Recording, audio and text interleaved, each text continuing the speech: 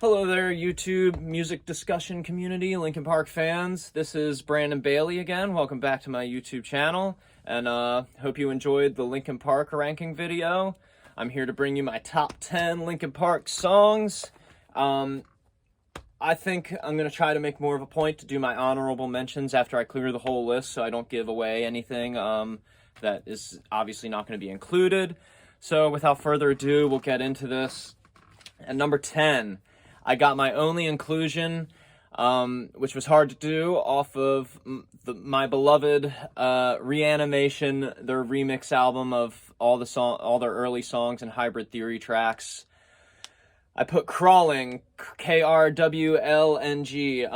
It was hard for me to not include the ones that were on my old top 10 from this, but this was the one I had to include at 10 here because while I feel like so many of their other studio tracks definitely stand out among this is the only song from Reanimation that to me is the optimal version of the song. Like, I could do without the one that's on Hybrid Theory, and this one is like the version. Whereas even the other ones on Reanimation that I really, really like, I'll get into those honorable mentions, but they just don't feel like the ones that are the preferred like mix of them. They're still remixes, if you get what I mean by that. Like, whereas this Crawling version with Aaron Lewis on the vocals and stuff just feels way stronger, and it hits so much harder than the original. I love every element of it. I'm not even like that huge of a Stain fan. I like them, but I don't know much besides their first album. But his voice on here, even when I was little, I really loved the mix between Mike and Chester and Aaron on here. It just all blends so seamlessly. I love the glitchy effects on here. They're so ahead of their time. Like, oh my god. As soon as this thing opens up, it's like, that's the beginning of the Linkin Park concert with them like oriental sounding strings being sampled in. It's just, oh my god. This song gives me goosebumps every time it comes on, without a doubt, and I would be remiss to not include it in the list and, at some point, but just songs I like a little more. So there's my non-album inclusion for this. It's Crawling, the remix, Mike Shinoda remix with Aaron Lewis on it. Number 9, we got Nobody's Listening from Meteora.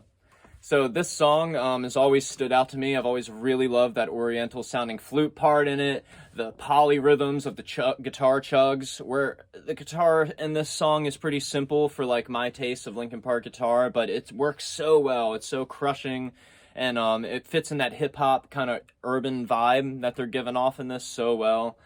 The drums in it are so cool, like I said, that flute, and this is Mike's best raps, like, out of all of them. I love the vibe of this song, and the lyrics always are motivational to me, like those kind of lyrics that help you get up in the morning, like, kind of thing. Like, love the chorus. Chester's like screaming, and it still fits in with the hip-hop vibe. It's just such a unique track, and I really have always loved Nobody's Listening. It's always stood out from all of their early material. And then number 8, my only inclusion from Hybrid Theory. I know, don't come after me, but it's just my opinion.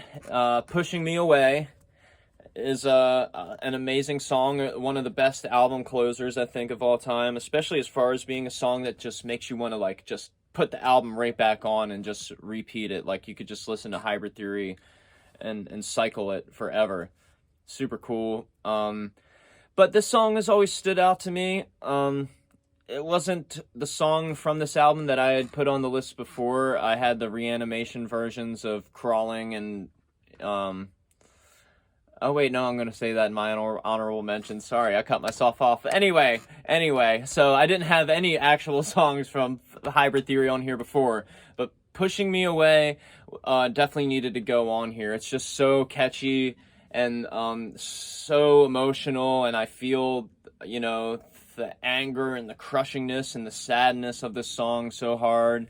And the guitar work on here, this is like as close as they get to a guitar solo on here. At the end, he's kind of doing these octave climbs and stuff, and I thought it was really cool. I like this song a lot. It's super, super heavy, super catchy, and I think it was a song they always kind of brought back in their live sets, even after they kind of abandoned Hybrid Theory and stuff. So, yeah, love Pushing Me Away. After that is 7, Hit the Floor from Meteora. Definitely probably the heaviest song from their early days, and maybe one of their heaviest in general. Just I love the riffs in this song. The lyrics are so heavy and in your face. Yeah, it's just such an angsty song. Really feel the true metal vibes on here. Yeah, Hit the Floor is great. At number 6, got Blackout from 1,000 Suns. Probably my biggest surprise in this whole list. There's a lot of cool songs on 1,000 Suns that I hadn't realized were on there, but this song, like the little synth, the boo doo doo doo doo doo, the beat, just his flow on here is just so like upbeat and like just bouncy. And his screams are like unmatched on this song. He's just going fucking hard. And I love the coda at the end. It's just such an interesting song, really. Blackout is so cool. Yeah, number 5, I got Easier to Run, also from Meteora. This song has always just been such a beautiful, heavy, uplifting track to me. Always thought it was one of his most beautiful and opened up choruses. He just really lets it ring out. But there's also plenty of screaming. I love Mike's parts on here. Yeah, good song. Yeah, it'd be hard to not include that on here. I think that one's a favorite for a lot of people. Is like the little boom, bam, dun, dun, guitar parts on here. It's so unique sounding. Another song just gives me chills. Number 4, we got Guilty All the Same featuring Rakim from the Hunting Party. Now, I could have fucking just made this whole list all Hunting Party tracks, or all Minutes to Midnight tracks, to be completely honest with you. But I don't think it would have been as interesting, and, it's just... To ignore songs off of all the other albums would just be a complete disgrace to me. Like, I just couldn't do all that. So I had to give it a little bit of a mix here, but Guilty All the Same, first one I'm including off the Hunting Party on here, and, yeah, I just love the, like, metalcore, like, kind of, like, riffing on there, the man, sounds like kind of Iron Maiden-ish kind of influence, but it kind of sounds some Bullet for My Valentine or Avenged Sevenfold, Atreyu-esque kind of riffage going on there. I love Rakim's verse on here. The solo at the end is pretty wild, and just kind of ends off and just tapers off at the end. It just leaves you hanging. It's so cool. Everything about this song just builds up so well, and I just love how in your face it is, with the chorus and everything, just calling people out, sounds like. So yeah. Number 3, gonna go with newfound track for me that I really love, also off of the Hunting Party. I knew it existed, but I didn't know how much I loved it till I went back through and listened this time. It's called Mark the Graves. And yeah, it's just got such a good balance of loud and soft and melodic and heavy, and I think it might be their most like progressive metal sounding song that they have. It does straight up sound like something that maybe Dream Theater or something would do, like with the riffs and the way everything's balanced. Has like a couple different solos in it, and they're all very interesting sounding and stand out a lot. The vocal approach in this seems to be a little more like, I don't even want to say dial back, but maybe toned down a little bit more than the rest of the album and maybe any other Linkin Park song. But it has such a unique and standout vibe compared to all their music that I can't help but appreciate this song a lot. I really did dig this one a whole hell of a lot. It seems so somber and melancholy, but also heavy and just epic and crushing at the same time, too. Very moving song. Number 2. My top 2 have not changed from my old top 10. So number 2, also from the Hunting Party, is War. I'd be remiss to say that this isn't their heaviest, fastest, most aggressive song, that they have, at least to date. Like, War is so heavy, it's so demanding, it's got a thrash metal influence, got like a punk influence. It's just so in your face. It sounds like Chester is like some military commander. Not that I ever think he would be one, but if I was in Chester's army, I wouldn't even be bitching, because, you know, if I have to listen to him scream this song war at me all the time, I could live with that. It's so heavy and awesome, and his screams are just untouchable on here. Love every part about it. The riffs, the awesome guitar solo. I think this is Brad's probably craziest guitar solo, with that crazy wah and just the phrasing he has. The drums on here are so fucking fast and ridiculous. Yeah, just awesome. Awesome, powerful, heavy-ass song. It definitely threw me through a loop the first time I listened to The Hunting Party. I was like, this is Linkin Park? I was like, I think I need to pinch myself. I was like, I wasn't aware of this side of them. Anyway, so, number one. Always been my number one track since I discovered it. It is The Little Things Give You Away from Minutes to Midnight. I know it's crazy. I love Minutes to Midnight so much, and that's the only song I included on here. But just all the other songs just had to have their place on here. You'll see in my honorable mentions which songs I like.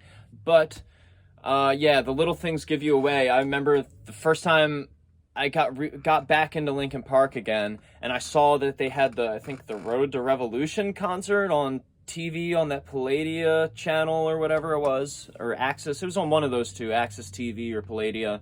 And yeah, I was just like a normal Linkin Park set, right, with a lot of their old songs, and they got to The Little Things Give You Away, and like they're using like them beat pad things and stuff, and I was like, oh, this is still kind of like Linkin Park. And then it just got into this more like somber, apocalyptic, like kind of epic sound that I never heard, and I guess I never realized was on Minutes to Midnight when I was younger. But yeah, I just got such an appreciation for the song. The build up on it is so crazy and dynamic. Chester's delivery of those post-apocalyptic sounding lyrics is so beautiful. Then they do the interwoven coda with all the vocals at the end, like Mike and his voice is just, it blends so well at the end. It's one of my favorite like multi-tracked vocal like codas for sure. The guitar solo on this is definitely my favorite Brad Delson guitar solo.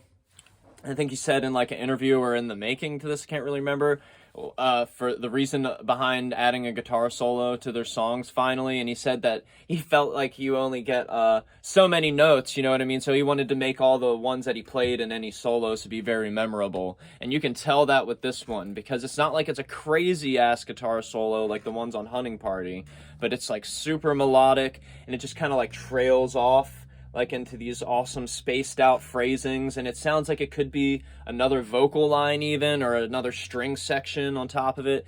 It's got that really like melodic, like kind of like Weezer-esque approach to the solo phrasing, where it kind of just sounds like a movement in there.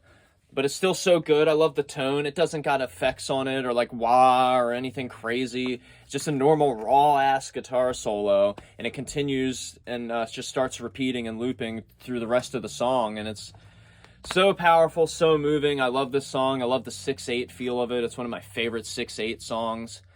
Wow, it's just such a beautiful, uplifting, and still dark kind of song too, right? Because he's talking about washed away, you know, generations disappear and all that kind of stuff. It's crazy, but it's one of those songs that just gives me goosebumps every time. I love it. It's just top-notch Linkin Park to me. They never topped this again in this kind of vibe, in my opinion. But, you know, everyone has their different opinions on lists. I would love to know your guys' rankings of their albums, top 10 songs. Love to know that for any of the bands to talk about on here, of course. So yeah, let me know what you think. If you thought my list was cool, if you didn't, if you hated it, if it's very similar to yours, if you thought I'm a douchebag for leaving out some songs, yeah, if you think I'm a douchebag in general, whatever. No, don't bring that kind of negativity on here. But, yeah, before I leave, drop some honorable mentions. Obviously on Hybrid Theory, we have stuff like With You. It's hard for me to not include on here. A Place for My Head is hard to not include on here. Points of Authority. Though I'll say on Reanimation, the A Place for My Head and One Step Closer on there were also honorable mentions. Hard as hell to not include them. They had early tracks that were also not... It just broke my heart to not put on here, like My December. That was like an 11. It was definitely a close 11. Step Up, High Voltage, fucking blew my mind when I was a kid that they even existed, and still blow my mind. That was hard to not put on here. Other tracks from Meteora, like Session, the instrumental. Oh yeah, Cure for the Itch on Hybrid Theory too. That one's amazing. Like, fuck, you can't ignore their instrumental tracks back then. Just so ahead of their time. Yeah. Oh yeah, Meteora. So yeah, Somewhere I Belong, Breaking the Habit, the banger ass ballads that they have on there are amazing. Figure Nine's a good one. Don't Stay, the opener. Yeah, Minutes to Midnight, you got Shadow of the Day, and Leave Out All the Rest. Hands Held High, In Pieces, No More Sorrow. Like, every song on that is amazing. I could have included that, but I would have gotten carried away with myself. So yeah, Thousand Suns, When They Come For Me was totally blew my mind. The beat to that was pretty amazing. Iridescent is also another amazing one. On Living Things, Castle of Glass, that was one that was on my old top 10. It just barely moved out being on there. Love Victimized. Roads to Nowhere was one that was super hard for me to not... Oh, no, not Roads to Nowhere. I'm thinking of another band.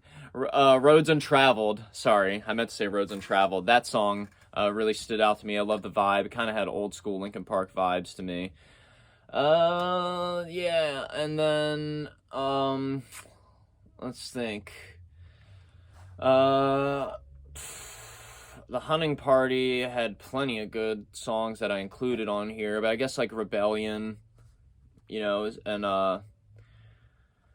the opening track, Keys to the Kingdom, those ones are definitely ones that I could have included. Yeah, I'm trying to think. Final Masquerade, yeah, that was another good one. Then on One More Light, there was even a couple on that one, even though it was at the bottom. It was hard for me to not include at least one off of that, but I just couldn't do it. Talking to Myself was one I really enjoyed off of that. Sorry for Now. I thought Sorry for Now was the best song on there, with no doubt, no contest. Sorry for Now was cool as hell. And Invisible was awesome. That was an awesome mic track. I really enjoyed that one. Let's think. Oh yeah, the last song, Sharp Edges. Yeah, Sharp Edges, like, which has the rare acoustic guitar moment for Linkin Park in it. They have one song, another one at the end of A Thousand Suns that I was like, acoustic guitar? What?